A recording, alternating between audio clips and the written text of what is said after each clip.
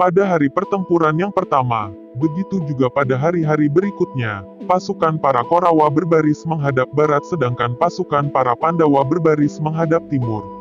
Pasukan Korawa membentuk formasi seperti burung elang, pasukan penunggang gajah sebagai tubuhnya, pasukan para raja dan ksatria di barisan depan sebagai kepalanya, dan pasukan penunggang kuda sebagai sayapnya.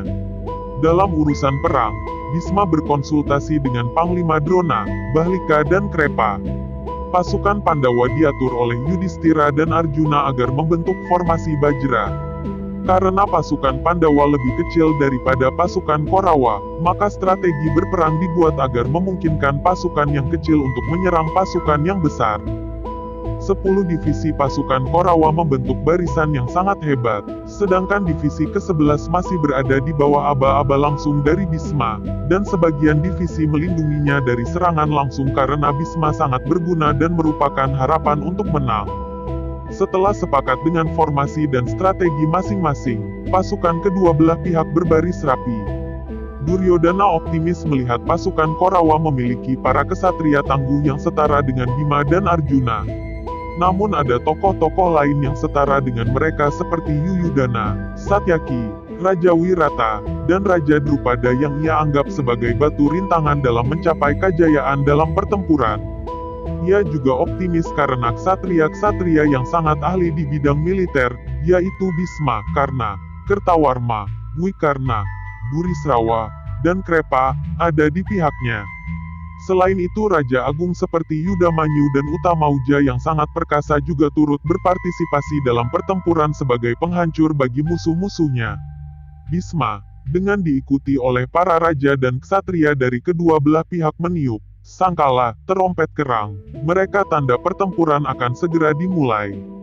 Ketika terompet sudah ditiup dan kedua pasukan sudah berhadap-hadapan, bersiap-siap untuk bertempur, Arjuna menyuruh Kresna, guru spiritual sekaligus kusir keretanya, agar mengemudikan keretanya menuju ke tengah medan pertempuran supaya ia bisa melihat siapa yang siap bertempur dan siapa yang harus ia hadapi. Duryudana, Sangkuni dan Dursasana telah tiba di dekat Yudhistira. Sangkuni mengambil busurnya dan mengarahkan panahnya ke arah tombak dari Yudhistira untuk menjauhkannya dari tombaknya. Dursasana segera melemparkan gada ke arah Yudhistira agar digunakannya sebagai senjata. Hal ini demi mengikuti aturan perang yang mengharuskan kesetaraan senjata antar prajurit. Kemudian 3 Kurawa itu berduel dengan Raja Yudhistira yang sendirian. Yudhistira yang berduel dengan 3 orang yang dapat bertahan dengan baik. Bahkan Yudhistira mampu membuat Raja Sangkuni dan Pangeran Dursasana terjatuh. Namun Duryudana segera datang dan memukul Yudhistira hingga terpental jatuh.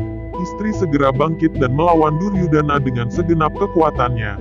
Kedua pangeran dari bangsa Kuru ini saling beradu gada satu sama lain dengan cukup seimbang. Raja Gandhara Sangkuni yang melihat matahari semakin turun, segera menghampiri Raja Madra dan memintanya untuk melemparkan tombaknya ke arah Yudhistira.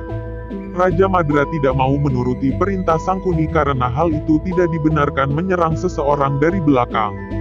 Sangkuni mengingatkan Raja Madra terkait kewajibannya karena telah mengucapkan sumpah setianya. Raja Madra terlihat tidak nyaman dengan apa yang akan ia lakukan. Ia menatap Yudhistira yang tengah bertempur dengan Duryudana. Raja Madura akhirnya memantapkan dirinya dan bersiap untuk melontarkan dampaknya ke arah Yudhistira. Pangeran Utara yang sedang sibuk bertarung dengan para prajurit Kurawa melihat ke arah Pangeran Yudhistira dan melihat ke arah Raja Madra. Pangeran Wirata segera mengalahkan prajurit-prajurit melawan dan berlari untuk melindungi Pangeran Yudhistira. Raja Madra melemparkan tenol banyak ke arah Yudhistira, senang dengan apa yang dilakukan oleh Raja Madra.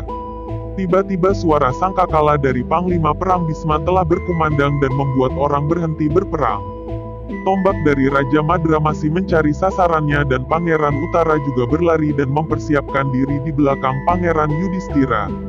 Tombak itu segera menembus tubuh dari Pangeran Utara yang membuat Yudhistira dan Arjuna takjub dengan keberanian Utara dalam berkorban. Setelah Utara gugur, Sweta mengamuk. Dengan nafsu membunuh, ia mengejar Salya.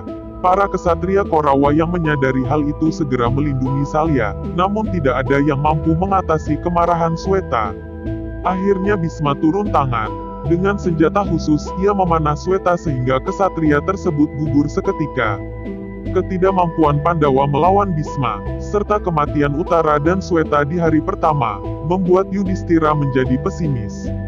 Namun Sri Kresna berkata bahwa kemenangan sesungguhnya akan berada di pihak Pandawa.